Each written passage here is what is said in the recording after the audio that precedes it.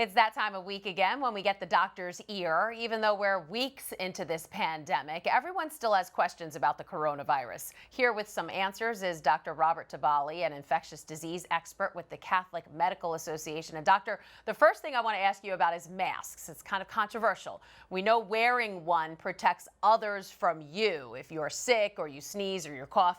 But what about if you're running or bike riding? There's a lot of controversy. Some say it's bad for your health to wear one. So should you wear a mask while exercising? Well, certainly the surgical type mask, the thinner type mask, would probably be good if you were exercising. One of the problems when people breathe more or exhale more vigorously, if they're vigorously singing or breathing heavy, they do emit more droplet particles and could emit more virus if in fact that they were an asymptomatic carrier or so on. The N95 type masks, there have been many reports of people breathing in their own carbon dioxide and such, and actually fainting, with these masks. So even a report of a young child in China that was forced to run like a 5-mile run with an N95 mask on who actually passed away. We don't know how true that report is, but the high filter N95s I'd stay away from if you were exercising. Use a surgical mask or a cloth mask instead, but it's a good idea All to use right. one.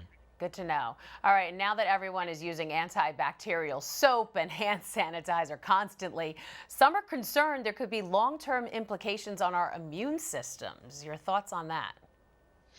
It really shouldn't affect the immune system at all. There might be one of the issues that we had initially 20 years ago when we started using these was alcohol absorption through the skin. That's really minimal. If you're buying the vodka-based hand sanitizers, yeah, that might be more of a problem than the ones that we have more research on. But that kills bacteria by actually dissolving their cell membranes. It doesn't really allow the bacteria to genetically modify themselves. There's some bacteria that are completely resistant to that type of thing. They have spores and so on.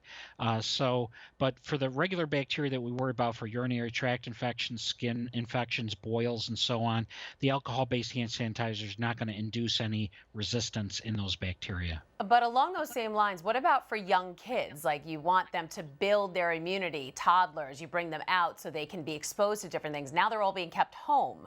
Could this impact that at all? Well, yes, but this is kind of a short-term problem. It's not going to be a lifelong problem.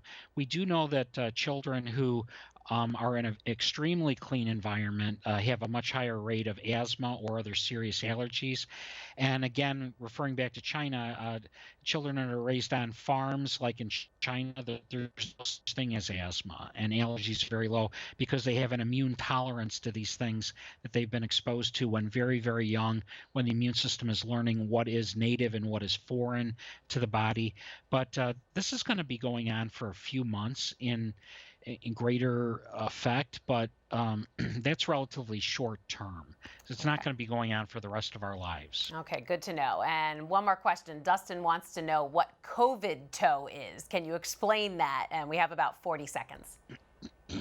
A Kovantoe is like a bluish or violaceous discoloration of the toe, which looks a little bit like frostbite, but it's due to small vessel clotting in the toe, which can be caused by COVID. We're learning that COVID can cause clots everywhere, and people after COVID infection have a risk of getting clots in their legs, which could move to the lung and so on. But this is a really serious complication.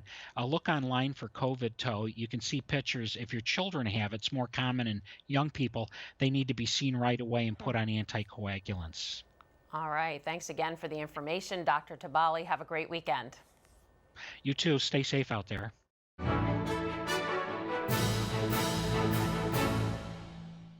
If you're watching Currents News on YouTube, be sure to hit the subscribe button and then click on the bell to get instant updates about all of our newest content, because we are putting your faith in the news.